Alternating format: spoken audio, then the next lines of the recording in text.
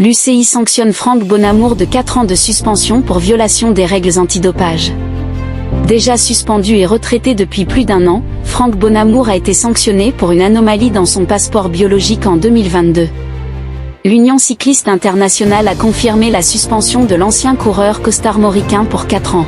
Déjà suspendu à titre provisoire depuis plus d'1 an, Franck Bonamour, qui avait mis un terme à sa carrière dans la foulée, a écopé de 4 ans de suspension pour « violation des règles antidopage », a annoncé jeudi l'Union cycliste internationale, UCI, dans un communiqué. Licencié dans la foulée par son équipe de l'époque, Decathlon AG2R La Mondiale, le Breton avait assuré avoir « toujours fait son métier en respectant les règles de l'UCI ». Clamant son innocence, Bonamour avait renoncé à se défendre pour des raisons financières.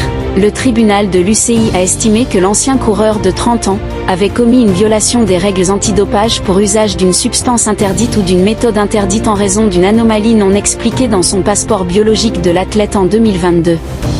En conséquence, le tribunal lui a imposé une période de suspension de 4 ans.